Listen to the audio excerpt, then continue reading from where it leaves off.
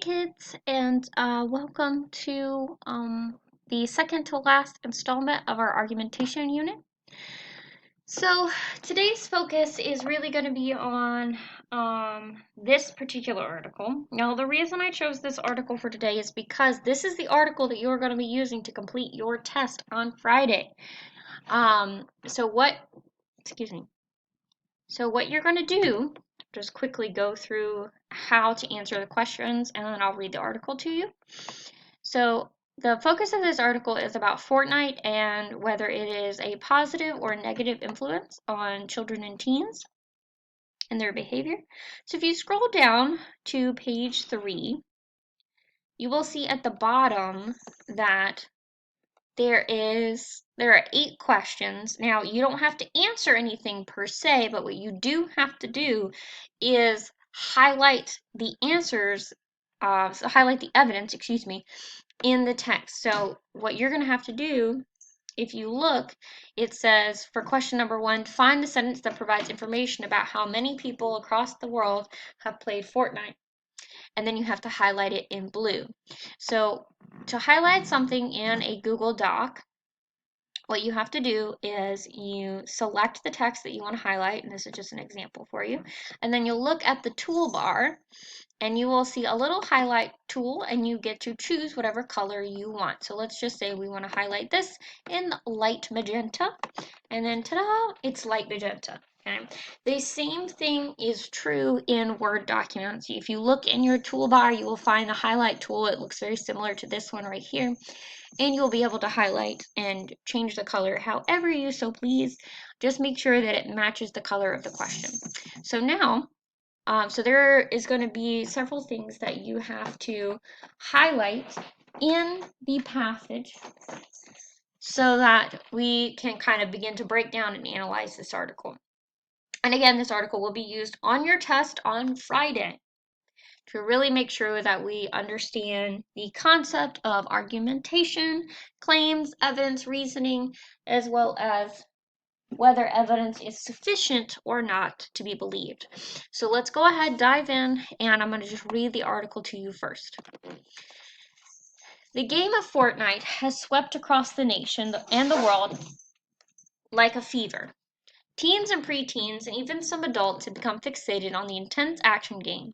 Some claim hundreds of millions of people across the world have logged into the experience to experience the action of digital laser tag, competing alone or in squads. You might even see students performing dances from the game as you walk your school's hallways. Fortnite may just be a trend, but it is a powerful one that shows little signs of slowing down. So that was the introduction. Now we're going to read the first subsection here. Is Fortnite bad for you? For many teens and preteens, the real Fortnite battle is the one taking place off-screen between players and their parents. You've likely listened to your parents, teachers, and other adults discuss the adverse effects or bad effects that playing video games like Fortnite can have on teens and kids. The most popular arguments include the double-edged sword of becoming lazy and overweight on one end and violent on the other. But do either of these arguments hold any weight? It's a mixed bag, actually. Most of the information that currently exists about the link between playing violent video games and exhibiting violent behavior is sketchy at best. For example, the American Psychological Association, APA, released a statement in 2017 that labeled violent video games as a risk factor for aggression. However, aggressive behavior is not violent behavior, and no such link exists between playing violent video games and committing acts of violence. There is research, however, to indicate that spending too much time in front of any screen, including playing video games, can harm your health. But one might argue that the act of playing video games does not make a person less healthy or more obese. As long as a player is getting an adequate or enough amount of sunshine and exercise, playing video games is not going to harm his health. There are other potentially or possible harmful effects of the game. Australian schools sent home warning letters after seeing Fortnite lead to an increase in online bullying and inappropriate language. The game also makes it possible for the children to interact through the chat with many strangers from around the world. And many parents may worry that their child is spending too much time on the game instead of doing homework, reading books, or playing outside with friends. On to the next subsection. Is Fortnite good for you? Some parents argue that Fortnite is not as harmful as other types of video games because the violence is cartoon-like and not overly graphic.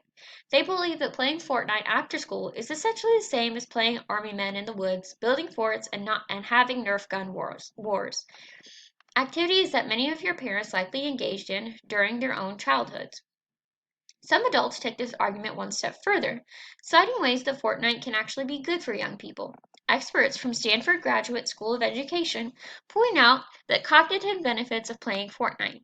In order to succeed in the game, players must practice creative thinking and strategy, which is good for the brain. Additionally, kids must employ spatial understanding and imagination, two skills that may not be used enough in school. In addition to cognitive or brain benefits, Stanford experts also point out that kids who play Fortnite may experience social benefits. Playing the game requires a lot of collaboration and teamwork, promoting pro-social behavior within the game and outside of the game too. According to Denise Pope, senior lecturer and co-founder of Challenge Success, the working with others, the collaboration, particularly at the middle and high school level, that's what kids crave. In August of 2018, Education Week published an article titled No, Fortnite Isn't Rotting Kids' Brains. In the article, authors Kurt Dean Squire and Matthew Gatos point out that Fortnite, in many respects, a classic quote-unquote third place, a place that is neither home nor school, where kids can socialize and play beyond the watchful eyes of parents or teachers. Squire and Gatos go on to mention that this quote-unquote third place, kids learn to negotiate conflict, practice their independence, and explore the types of people they want to become. Furthermore, the article provides evidence that not playing games can lead to intense feelings of rejection. Being left out of nightly hijinks and inside jokes about new Fortnite dances is not only not fun, but can lead toward broader alienation. Finally, the last section called New Scholarship Opportunities. Taking it to the extreme, some parents are investing in their children's gaming skills by hiring Fortnite coaches and tutors. These parents are buying into the hope of professional success. Professional Fortnite tournaments for the most skilled players offer hundreds of thousands of dollars in cash prizes. Of course, only a tiny number of elite players will ever reach this level. Still, it may be worth shooting for the more realistic goal of joining a university Fortnite League team. Some universities are even starting to offer financial scholarships to get students to sign up and play. Ashland University in Ohio recently announced that they'll grant top Fortnite players up to $4,000 tuition to join their newly formed esports program, competing in squads of 4. The university already offers esports for Overwatch and League of Legends. This begs the question, will Fortnite become, like football or soccer, a recognized sport? And that's the end of the article. But before we move on to the questions, I want us to look at the pictures that we have here. So the top one is of them presenting the game at a convention. The next photo we have players competing at Gamescom in 2017. And so you can see the computers and the players are there also. And then finally, we have this very interesting chart. So the chart itself is interesting because it was a poll of teens surveyed about their opinions about Fortnite and how they use Fortnite. And so what you have here are a certain number of students agreed or disagreed with the statements that were provided. So our first statement says, I've played Fortnite. 61% of the teens that were asked this question agreed. They say that they have played Fortnite. Playing Fortnite helps me keep up with friends. 50% agreed. Playing Fortnite has helped me learn teamwork. 50% agreed there. I have made new friends online playing Fortnite. 44% agreed. Playing Fortnite has improved my communication skills. 40% agreed.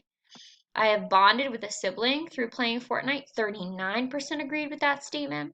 And then finally, I have played Fortnite during class at school. 27% admitted to that. So down at the bottom, what you are going to be doing is you're going to be reading each statement and then finding the evidence to support what the text is, what the inference is being made, or what the text is saying. So I'll do number 1 with you. It says, find the sentence that provides information about how many people across the world have played Fortnite. Well, that seems like a numbers question. So we're looking for like numbers. And it seems like it's a very general question. So that was probably in the introduction somewhere. So let's take a look here. So it says teens, preteens, even adults become fixated. Here we go. Here's a number. Hundreds of millions of people across the world have logged in to experience the action of digital laser tag competing alone or in squads. Yep, so hundreds of million is our answer, and we want to highlight it in blue. And then there you have it. There's your first answer to the first question. So guys, just a quick reminder, as you go through, please make sure you're matching the correct colors. And if you have any questions, please feel free to email, message, text me, whatever you need to do to get in contact with me. And also another reminder that this is the article that we are going to be using to answer questions on our test. So be prepared to have this open and up, and that way you can interact with it as well as answer some questions regarding the information in here. So make sure you really understand the different arguments that are being presented, the claims, and the evidence that's in here. All right, guys, I hope you enjoyed today's lesson. Bye.